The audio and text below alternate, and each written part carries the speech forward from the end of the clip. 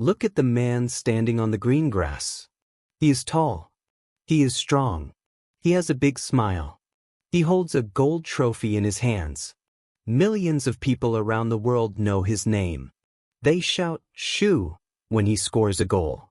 He is Cristiano Ronaldo, the king of football. But before he was a king, he was just a little boy with nothing. This is his full story, a story of a boy who never, ever gave up. Our story begins far away, in the middle of the blue Atlantic Ocean. There is a small, beautiful island called Madeira. It is a place with green mountains and many flowers. On February 5, 1985, a baby was born there. His parents named him Cristiano Ronaldo dos Santos Aveiro. His family was very, very poor. They lived in a tiny house in a place called Santo Antonio. The house was not strong. The roof was made of tin. When the clouds were gray and the rain fell, the water came inside the house. The family had to put many buckets on the floor to catch the water. Plip, plop, plip, plop, the water went. Cristiano was the youngest child. He had an older brother named Hugo and two older sisters named Elma and Liliana Cadilla. The house was so small that they all had to share one bedroom. They did not have many beds. They did not have many clothes. But they had a mother who loved them. Her name was Maria Dolores. She was a very strong woman. She worked as a cook and she cleaned houses for rich people. She worked from early in the morning until late at night. She was often very tired, but she did everything for her children. His father, José Dinis, was a gardener. He also helped a small football club called Andorinha. He cleaned the kits and the shoes of the players. In Madeira, Cristiano did not have expensive toys. He did not have a bicycle or a video game. But he had a friend. His friend was a football. Actually, it was not always a real football. Sometimes, it was just a bunch of old socks tied together to make a ball. Sometimes, it was a plastic bottle. Cristiano took his ball everywhere. He walked to school with the ball at his feet. He came home from school and immediately went back to the street to play. The streets in Madeira were not flat. They were narrow and very steep. He had to run up and down the hills. This made his legs very strong. He played until the sun went down. He played until his mother shouted, "Cristiano, come home. It is time for dinner." When Cristiano was 7 years old, he started playing for Andorinha. This was the club where his father worked. Cristiano was very small and very skinny. But when he had the ball, he was like a little magician. He was faster than the big boys. He could move the ball between his feet so quickly. But there was one problem. Cristiano was very emotional. If his teammates did not pass him the ball, he cried. If he missed a goal, he cried. If his team lost the game, he cried a lot. The other children started to laugh. They gave him a nickname. They called him Abelhinha, which means little bee, because he was always buzzing around. But they also called him Crybaby. Even when they laughed, Cristiano did not stop. He practiced more. He wanted to be the best. Soon, every team on the island wanted the little bee. At age 10, he went to a bigger club called Nacional. He was the best player there. He won trophies for the youth team. People in Madeira started to say, "This boy is too good for our island. He needs to go to the big city." The big city was Lisbon, the capital of Portugal. Lisbon was very far away. You had to take a plane to get there. When Cristiano was 12 years old, the famous club Sporting Lisbon invited him for a trial. Cristiano was very nervous. He traveled to the big city with his mother. The coaches at Sporting watched him play for just a few minutes and said, "Wow. This boy is incredible. We want him." But this meant Cristiano had to live in Lisbon. Alone. Without his family. Imagine being 12 years old. Imagine leaving your mother, your father, and your siblings. Cristiano moved into a dormitory with other boys. Lisbon was big, loud, and cold. He was very, very lonely. He missed his mother's cooking. He missed the mountains of Madeira. In the dormitory, the other boys were mean to him. Cristiano had a very strong Madeira accent. When he spoke, the boys laughed. They said, "You talk like a farmer." Cristiano felt very sad. Every night, he put his face in his pillow and cried. He called his mother every day on a public telephone. He said, "Mom, please, I want to come home. I hate it here." His mother cried too, but she said, "Cristiano, this is your dream. You must be strong. Do not give up." So, Cristiano decided to change. He stopped crying. He started working. He told himself, "If they laugh at my voice, I will make them watch my feet." He was very skinny, so he decided to get strong. He went to the gym every night. The coaches told him, "Cristiano, you are too young for the gym. Go back to your room." But he didn't listen. When the coaches went home, Cristiano climbed out of his window.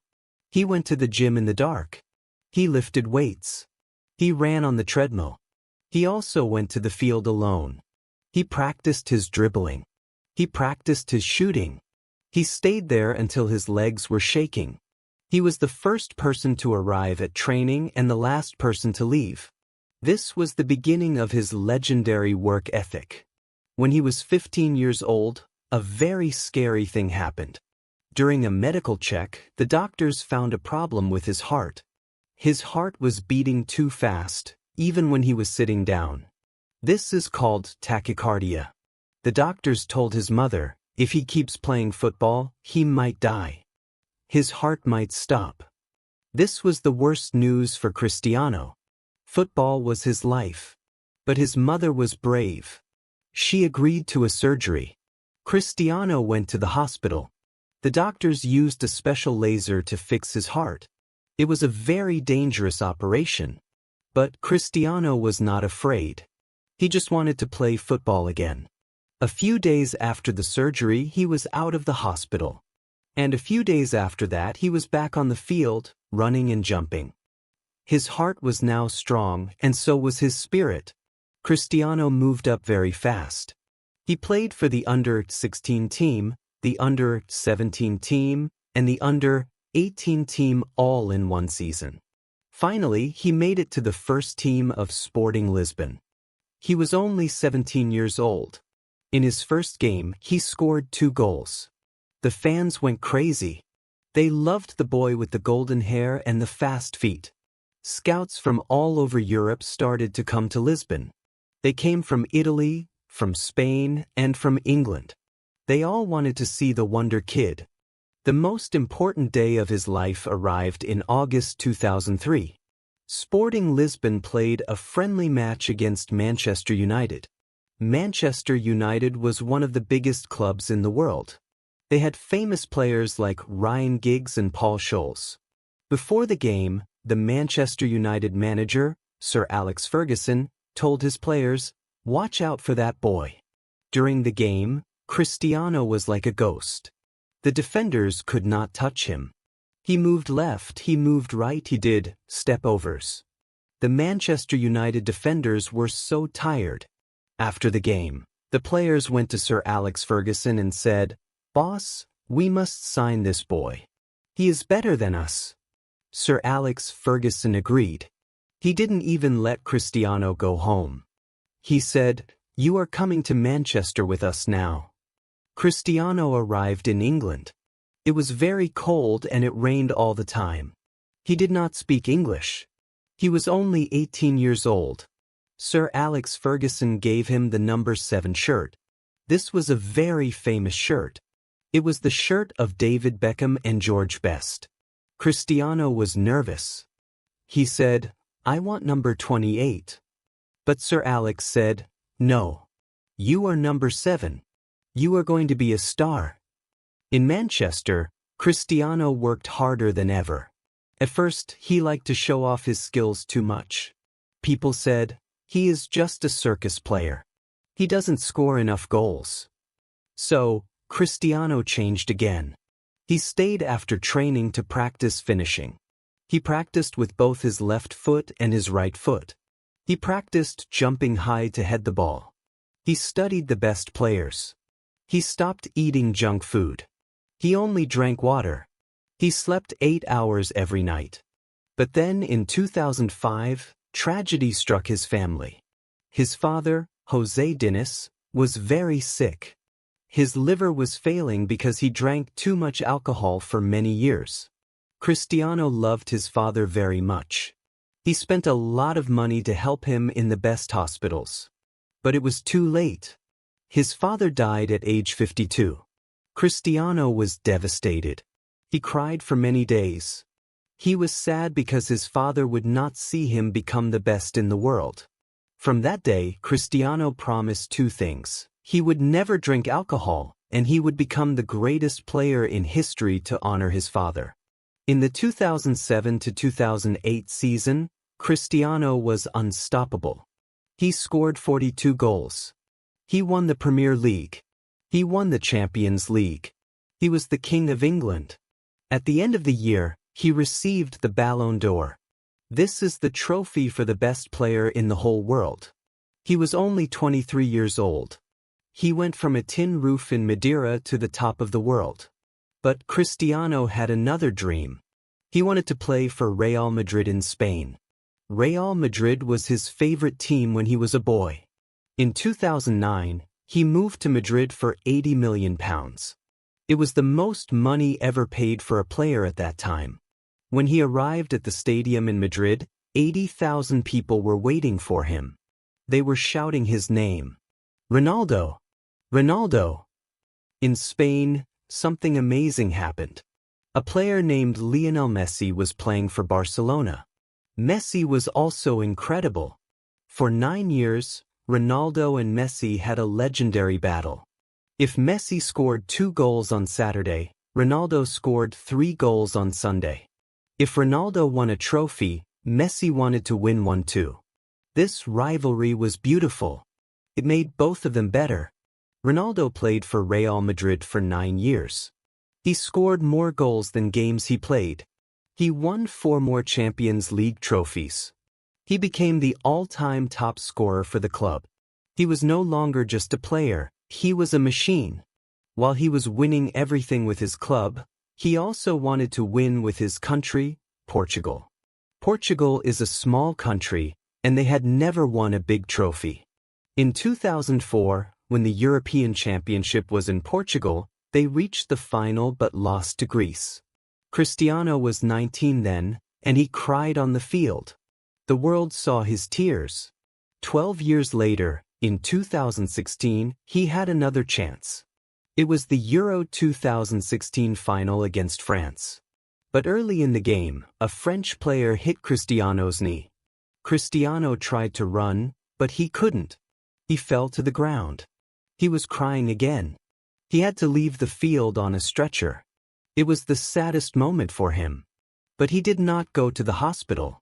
He stayed on the sideline with a big bandage on his knee. He was jumping and shouting at his teammates. He was like a second manager. When Portugal scored a goal and won the game, Cristiano was the happiest man alive. He finally brought a trophy to his people. He proved that even when you are hurt, you can still lead. After Real Madrid, Cristiano moved to Juventus in Italy. He was 33 years old. Many people said, "He is old now. He will stop scoring." But they were wrong. He won the Italian league twice. He scored more than 100 goals in Italy. Then he returned to Manchester United for a short time, and now he is playing in Saudi Arabia for Al Nassr. He is almost 40 years old, but he still has the body of a 20-year-old. Why is he still so good? Because of his lifestyle. He eats 6 small meals a day. He eats mostly chicken, fish, and broccoli. He never drinks soda. There is a famous story that once, in a press conference, he moved 2 bottles of Coca-Cola away and said, "Drink water." He takes 5 naps a day to recover his energy. He has a cold chamber in his house that is -200 degrees to help his muscles. He is obsessed with being perfect. But Cristiano is not just a footballer. He is also a very kind man. He gives millions of dollars to charities. He paid for the brain surgery of a 10-month-old baby. He helped build schools in Palestine. He gave money to the people of Nepal after a big earthquake. He does not have any tattoos. Do you know why? Because he wants to donate blood and bone marrow very often. In many countries, if you have a tattoo, you cannot donate blood for a long time. Cristiano wants to be ready to help at any moment. He is also a father. He has 5 children. He teaches them the same things his mother taught him. Work hard, be honest, and never give up. His eldest son, Cristiano Jr., is already a great football player. Ronaldo tells him, "It doesn't matter if you have a big house or a fast car. You must work for everything." Now, let's look back at his journey. A boy from a tiny island. A boy with a heart problem. A boy who cried because he missed his mother. A boy who was teased for his accent. He had every reason to stop. He had every reason to say, "Life is too hard." But he didn't. Every time life knocked him down, he got up faster. Every time someone said, "You can't do it," he showed them he could. When you watch Cristiano Ronaldo play, don't just see the goals. See the thousands of hours he spent alone in the gym. See the cold nights in Lisbon when he was crying. See the boy who practiced with a ball made of socks. His life is a lesson for all of us. It tells us that your beginning does not decide your end. It doesn't matter if you are poor today. It doesn't matter if you feel lonely. If you have a dream, you must protect it. You must work for it every day. You must be the first to arrive and the last to leave. Cristiano Ronaldo is now a legend. He is the all-time top scorer in the history of international football. He has hundreds of millions of followers. But in his heart, he is still that little boy from Madeira. He is still the little bee who wants to win every game. He once said, "I don't follow records. Records follow me." He said this because he knows that if you work hard, success will find you. So, next time you feel tired, think of CR7. Next time you want to quit, think of the boy with the tin roof. Keep going. Keep dreaming. And like Cristiano, never stop until you reach the stars. This is the story of Cristiano Ronaldo. A story of a dream that never ended. A story of the greatest of all time. Thank you for listening.